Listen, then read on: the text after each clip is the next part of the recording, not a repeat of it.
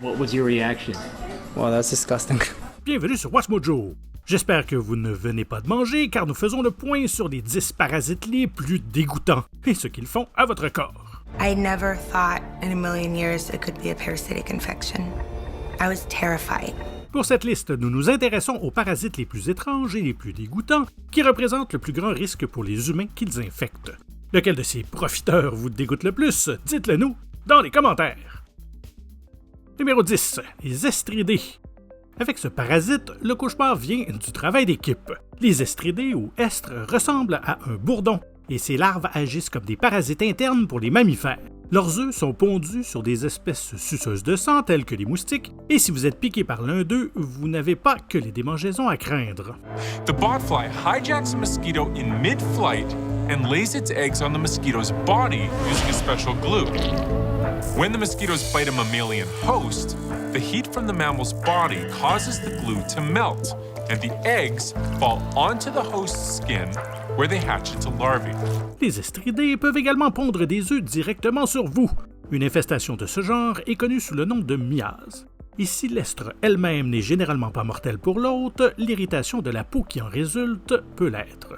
Botfly larvae are ringed with little tiny black spines, and those are there so that if you try to pull it out, it's going to get lodged into place. It's a great way to make sure that it doesn't get pulled out by the host. Bien que ces parasites puissent être éliminés, mieux vaut prévenir que guérir. Si vous ne pouvez pas éviter d'être en contact avec des mouches, gardez toujours un insectifuge à portée de la main et portez des vêtements longs. Numéro 9. Schistosoma haematobium. L'infection parasitaire la plus courante chez l'homme est la schistosomiase, qui est généralement transmise par ce ver plat.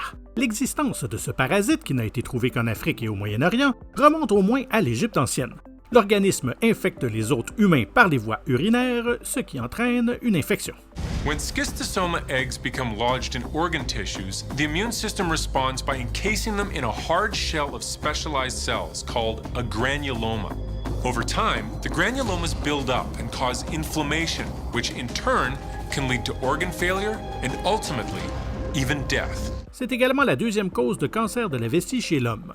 La maladie qui en résulte est provoquée par les œufs de la douve et peut être évitée grâce à un traitement adéquat des eaux usées et à la purification de l'eau. Traveling around the body, they transform into the final form, the adult worm. Male and female worms pair up, producing thousands of eggs every day. It's these eggs that cause all the damage. Parmi les symptômes de la schistosomiase, on peut citer des urines sanglantes, des douleurs thoraciques et des crises d'épilepsie. Il y a un médicament pour le traitement, mais il ne garantit pas la guérison de la maladie. Numéro 8. Babesia. Les scientifiques ont identifié plus de 100 espèces de Babesia, un type de parasite qui se transmet par les piqûres de tiques et entraîne l'infection des globules rouges. The organism actually lives within mice and is transmitted from mouse to mouse through ticks. And these ticks take a blood meal, and when they do, they pick up the organism, and then they go through a series of molts. And la maladie qui en résulte est connue sous le nom de babésiose, dont les symptômes sont similaires au paludisme. So people who don't have a spleen, people with cancer, people who have HIV/AIDS, and also the extremes of age, newborn infants and people over the age of 60 tend to have more severe disease. Les méthodes de traitement comprennent les antibiotiques, les antimicrobiens et l'exsanguinotransfusion, qui consiste à remplacer les globules rouges affectés par des globules sains. Eventually, the parasites destroy the red blood cells, flooding the body with their offspring. Bien qu'il existe plus de 100 types de Babesia, tous ne sont pas dangereux pour l'homme. N'oubliez pas qu'il faut parfois plusieurs semaines après l'infection pour que les symptômes se manifestent. Restez donc à l'écart des tiques, c'est mon conseil. Numéro 7. Trichuris tricura.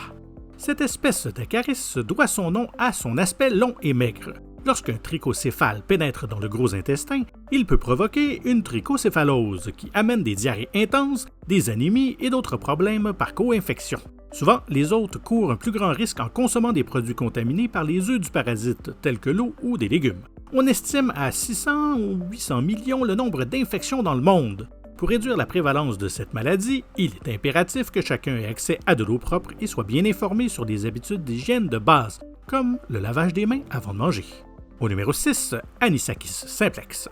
Ce parasite, également connu sous le nom de ver de hareng, n'a rien de simple. Ces nématodes infectent les hôtes, entraînant une maladie connue sous le nom de anisakiase. Bien que les infections directes par le ver du hareng se produisent souvent chez des animaux marins tels que les lions de mer, elles se propagent facilement à d'autres espèces. L'homme peut contracter ces parasites en mangeant des fruits de mer qui n'ont pas été correctement cuits. Il est donc important de ne pas manger de fruits de mer crus. It moves. Nice and easy. Wow, it's long, yeah. En cas d'infection, l'hôte peut présenter des symptômes tels que diarrhée, nausée et parfois anaphylaxie. Les symptômes disparaissent généralement en quelques heures si les vers sont retirés par endoscopie. Numéro 5, le ver de Guinée. Vous avez peut-être entendu parler de la dracunculose. Cette maladie survient lorsqu'un hôte ingère de l'eau contaminée par des larves qui finissent par se développer dans son corps. En se développant, ces vers provoquent des cloques douloureuses qui éclatent et peuvent entraîner des infections bactériennes potentiellement mortelles. What's really amazing is that all this time, this whole year during which the worms have been living in your body and growing to considerable size, your body's immune system seems to have been completely fooled and is unaware that there's anything strange going on. Alors que la maladie du ver de Guinée touchait autrefois des millions de personnes chaque année, l'amélioration des méthodes d'assainissement de l'eau a permis de réduire le nombre de cas annuels à seulement 13 en 2022. The only way to stop it is to keep people from drinking the immature worms. A simple cloth filter will do the trick. Grâce à une éducation et une sensibilisation continue, ce nombre pourrait un jour devenir nul. Toute personne atteinte de la maladie du ver de Guinée doit se faire retirer le parasite afin d'éviter d'autres infections ou lésions de la plaie. One person who carries the worm can contaminate 200 to 300 people. Notre numéro 4, l'oaloa.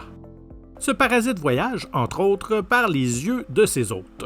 Les piqûres de la mouche de la mangue et de la mouche du cerf introduisent ces vers nématodes dans le corps humain et provoquent une condition désagréable connue sous le nom de filariose de l'oaloa. Bien que la vue de l'hôte ne soit pas généralement compromise, il est incroyablement inconfortable d'avoir un ver qui se tortille dans les yeux. Ça provoque des démangeaisons, des douleurs et de l'épuisement, et les symptômes peuvent mettre des mois à apparaître. Le ver peut être enlevé chirurgicalement, mais des médicaments sont également recommandés pour s'assurer que le parasite est définitivement éliminé. Numéro 3, le ver solitaire du porc. La consommation de viande de porc crue ou insuffisamment cuite peut avoir des conséquences bien au-delà d'une simple indigestion. Elle peut également entraîner la contraction d'un ténia du porc. Larvae from the tapeworm eggs migrate to muscle and other tissues, including the brain. Lorsque ces parasites pénètrent dans l'organisme, ils provoquent une infection qui peut entraîner des crises d'épilepsie. The pork tapeworm, also known as Taenia solium, infects both humans and pigs. Les médecins peuvent traiter la taniase en prescrivant des médicaments par voie orale, mais il est assez facile d'éviter ces parasites. The parasite larvae form cysts in the muscle tissue of a pig. If a human eats undercooked pork that contains the cysts, they get infected. In the human gut, the cysts hatch into adult tapeworms. Assurez-vous que toutes les viandes que vous consommez, porcines ou autres, ont été cuites à la bonne température. En cas de doute, utilisez un thermomètre pour aliments afin de vérifier que la température est correcte. C'est pas trop compliqué, et tant pis pour les tartares. Numéro 2, la lucélie bouchère. Communément appelée mouche à viande ou mouche de Libye, bien qu'elle soit originaire d'Amérique centrale, elle pond des centaines d'œufs dans les plaies ouvertes de l'homme et d'autres espèces à sang chaud, offrant ainsi aux larves un endroit pour se nourrir. The female fly lays its eggs in the open wounds of living animals. The eggs hatch into larvae or maggots. The maggots literally feed on the flesh of the living animal and can actually kill an animal in fairly short order of time. Ces dernières se vissent dans la chair de leur hôte. Sympathique. The screwworm feeds on the flesh of live animals, invading open wounds and can quickly kill livestock, wildlife, and pets. Ce parasite pouvant être mortel, il est essentiel de poursuivre les efforts de recherche et de prévention. Il n'existe actuellement aucun médicament approuvé pour traiter les larves, mais il est possible de les retirer chirurgicalement et d'utiliser des antibiotiques pour éviter toute infection secondaire. I just don't understand it and I think we need to stop it before it infestates everything. Rassurez-vous, toutes nos vidéos ne sont pas aussi dégoûtantes. Alors abonnez-vous et cliquez sur la cloche pour être tenu informé de la sortie de nos dernières productions. Et si vous avez apprécié celle-ci, un petit coup de pouce vers le haut nous ferait grandement plaisir. Et notre numéro 1, la plus dégoûtante, l'amibe mangeuse de cerveau. Tout ce qui s'appelle mangeuse de cerveau est fortement néfaste. The amoeba live in the sediment on the bottom of lakes and ponds. When people stir it up, the amoeba get into the water. What happens is someone goes underwater and this amoeba enters their nose and gets to their brain. Connu sous le nom scientifique de Naegleria fowleri, ces parasites sont présents dans l'eau et pénètrent dans le corps de l'hôte par le nez. Naegleria fowleri is found in hot springs. That is very, very hot water. So it is viable in hot water.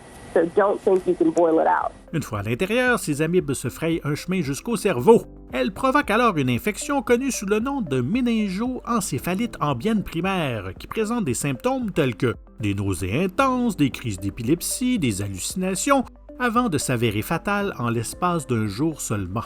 If you are experiencing any of those symptoms, you need to get to a doctor right away. Les infections de ce genre sont plutôt rares, mais les taux de survie sont incroyablement bas, plus de 97% des cas étant mortels.